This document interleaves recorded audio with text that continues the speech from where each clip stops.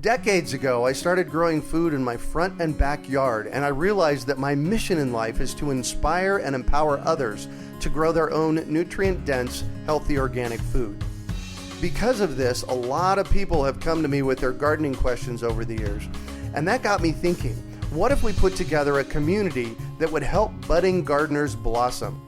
So I finally made the idea a reality with my Urban Farm U member program. Each month, your membership includes 3 live online events, a monthly class, a chit-chat with an expert, and a monthly coaching session, plus access to the experts on our member page and a significant discount on our signature courses. I'm deeply committed to transforming our global food system, and I do this by empowering you to grow your own food. The Urban Farm membership program is a simple way to get going. Please join me in transforming your food system today. To learn more, go to urbanfarmmembership.org or text membership to 33444. That's urbanfarmmembership.org or text membership to 33444. You're listening to the Urban Farm Podcast, your partner in the Grow Your Own Food revolution. Whether you've just been introduced to urban farming or you're a lifelong advocate, we're sure you'll leave feeling more informed, equipped, and empowered to dig deeper into the soil of your local food economy. With you every step of the way, here's your host, Greg Peterson. Today on the Urban Farm Podcast, we have Hayley Fager of the International Network for Urban Agriculture to talk about the International Leaders in Agriculture Awards.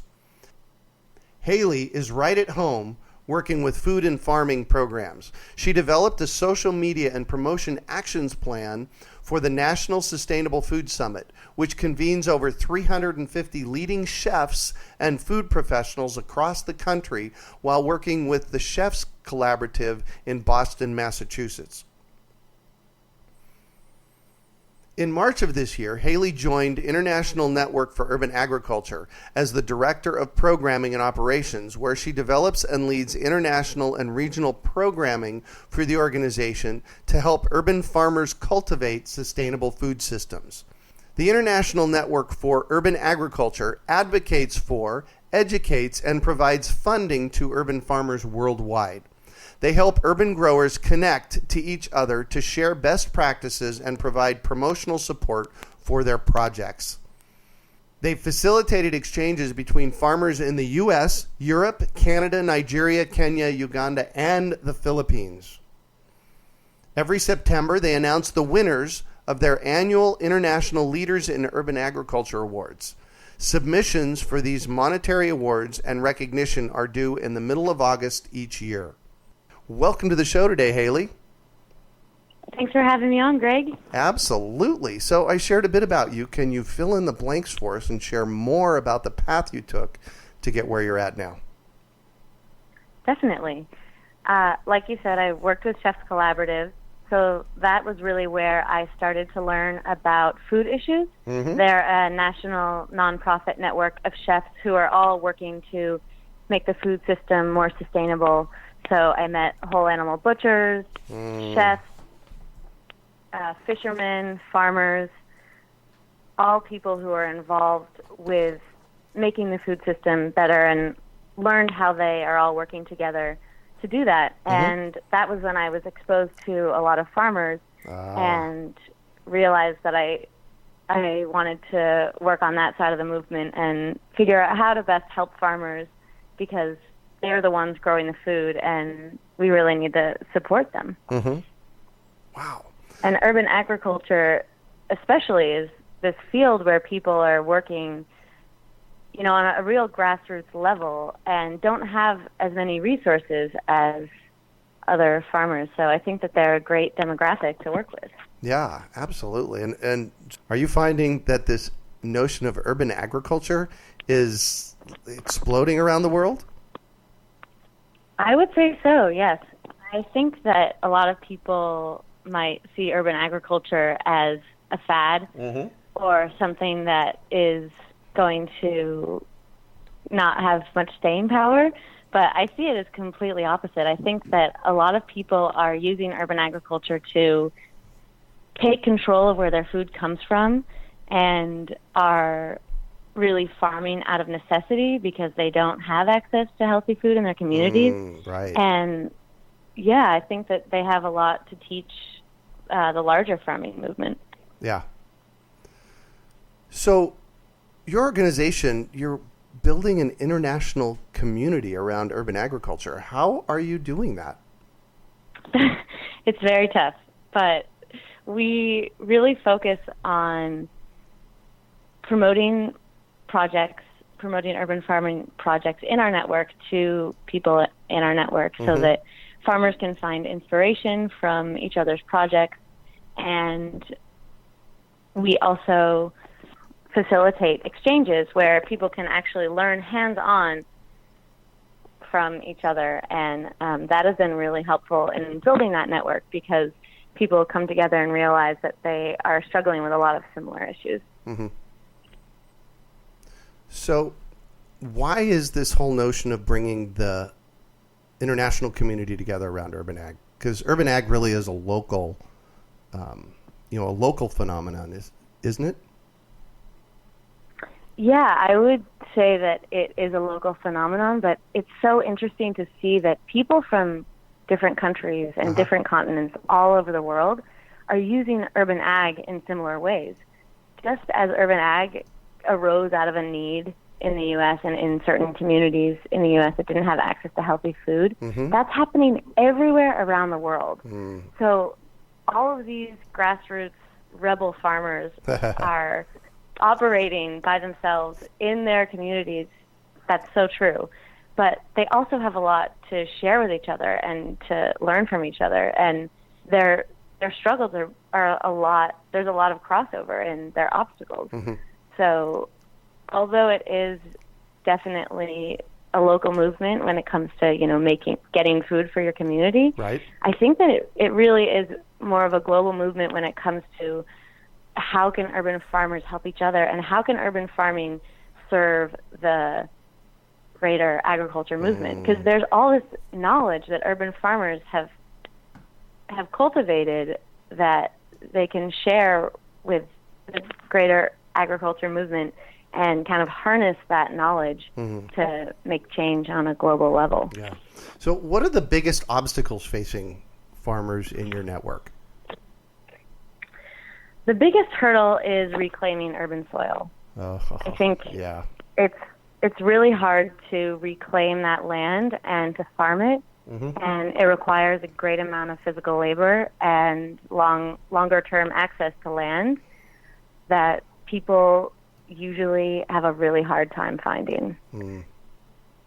But I think that this challenge of land access and of access to healthy soil has also become one of the industry's greatest strengths because urban farmers have had to make their own soil. They've had to figure out what healthy soil looks like. Right. And now they know how to support healthy soil without chemicals, and they know how to build a ground, like really from the concrete up. So it's definitely one of the biggest strengths, but I think that the wealth of knowledge that has been created around understanding soil health is really beneficial. Wow. So the International Network for Urban Agriculture is a nonprofit? Correct. So tell us how the organization came to be. So I have been with the organization for just a few months, since March, but they started a couple of years ago a landscaping company based in Chicago, really wanted to figure out how to help promote this movement of urban ag that they were seeing in their communities, and they were seeing how beneficial it was for people to grow in their own communities, and they really wanted to figure out a way to make that happen on a global level. And I think they just saw that there was such a gap in knowledge and resources when it comes to urban farming, and they wanted to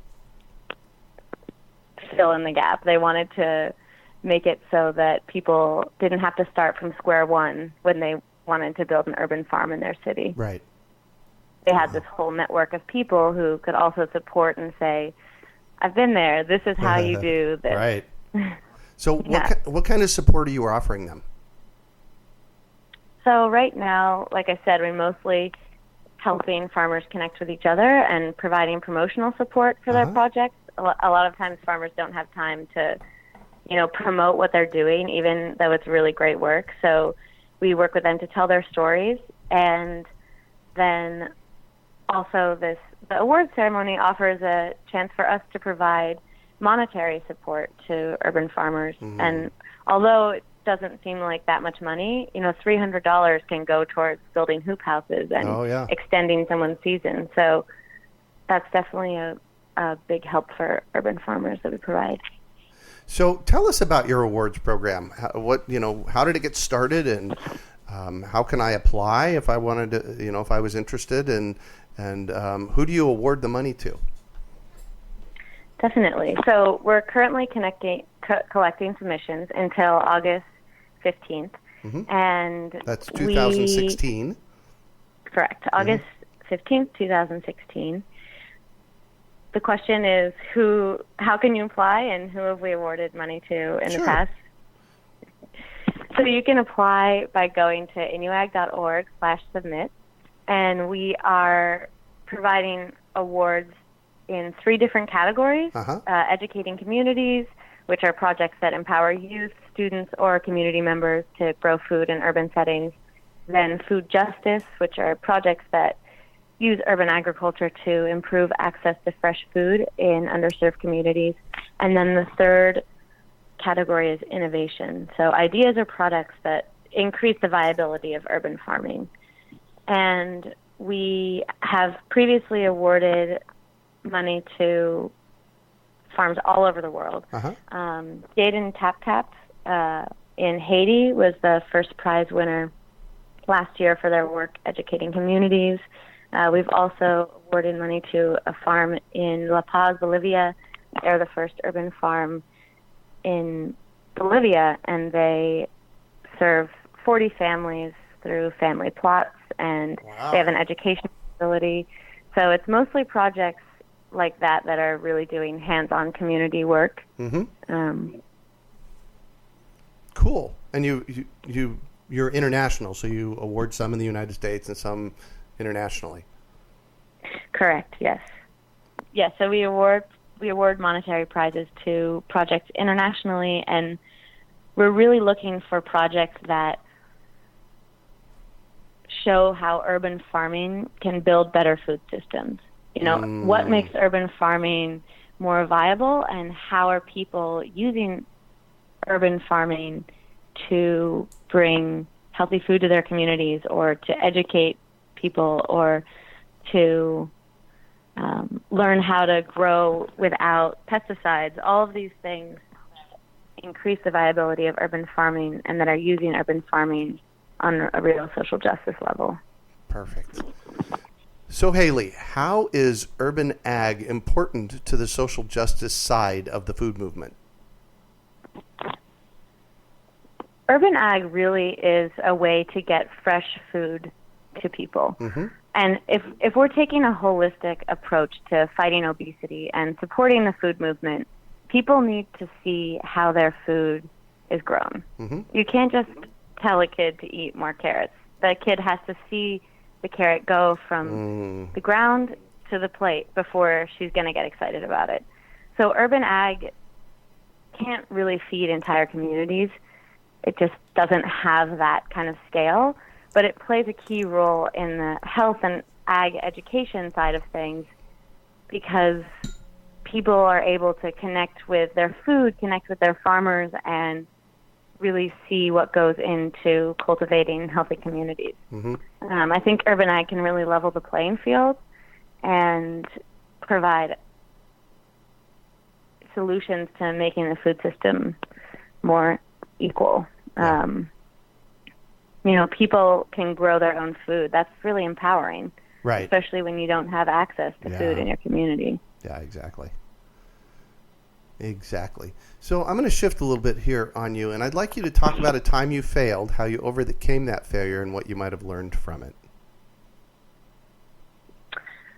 I think that when your goal is to create an international network for anything, you fail a lot. Yeah.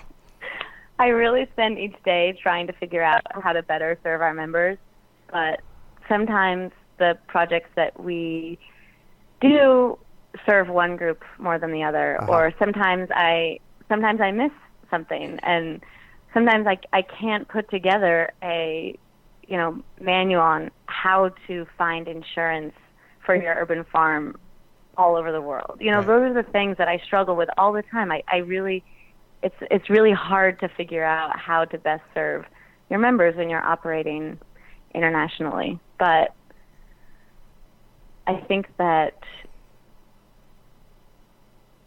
even the failures serve some people, and that I'm just trying to learn how to best serve our members every day. Yeah. So what would you consider your biggest success? I think our biggest success is when we can connect urban farmers all over the world, whether it's online or in person-to-person interactions, and show them that they have common obstacles and common solutions to those obstacles. That's a really powerful thing. Yeah. And it sounds like you're doing that really well. So what drives your organization? Like, what's the big why there? I think the big why for us is the sense that the world can be a lot more fair and a lot healthier than it is right now. And we're in a position to do something about it. We can mobilize our network to really act on the inequitable and unfair things that are happening in food and all over the world right now. And that's the why for us, just the sense that the world can do better. Yeah. Cool. So I'm all about education, and I have to know, is there one book that's been influential for you in this process? I really love reading Michael Pollan and Barry Estabrook. I love reading these key figures in the food movement and hearing their stories. Paul Greenberg is another one of my favorites. But I think recently the book that has had the biggest impact on me is by someone who's not related to food at all. Chimamanda Ngozi Adichie just a few years ago wrote Americana, and she's a Nigerian author. And the book is about a Nigerian woman who is coming to the U.S. for the first time and just dealing with race and society. And I didn't realize at the time that this would have an impact on my work, but we do work with a lot of Nigerian farmers, and it's really helped me have a better understanding just on a cultural level of farmers in our network who aren't from the U.S. And I think that a lot of books on the food system are really helpful to me, but sometimes just those books on culture and on a different perspective are also really helpful when you're trying to engage an international network. Nice. So what one final piece of advice do you have for our listeners? You're not alone. If you're farming and you're in a city and it feels like you just want to lie down in the field and stop working, you're not alone.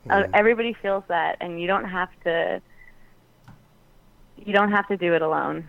You can reach out to a community of people who will understand what you're going through and who may have solutions to whatever thing is making you feel like you can't go on. Nice. Well, thank you so much for joining us on the show and sharing your experience with us today, Hayley. It has been a treat chatting with you. Thank you, Greg. It's been really fun to be on the show. Absolutely. So I want to, first of all, we need to know how our listeners can get a hold of you. You can email me at Hayley@INUAg.org. That's HAYLEY @INUAG.org. And if you want to apply to the awards, you can go to INUAg.org/submit. And I'm happy to answer any questions about the awards or about our network. So feel free to email me. Perfect. So I'm on that page right now. That's INUAG.org. So I just realized I have one more question I want to ask you, specifically about the awards. Why should somebody apply for this funding? Well, first of all, it's really easy to apply. The application is simple. You don't have to jump through hoops. You just have to tell us what you're doing and why it's important.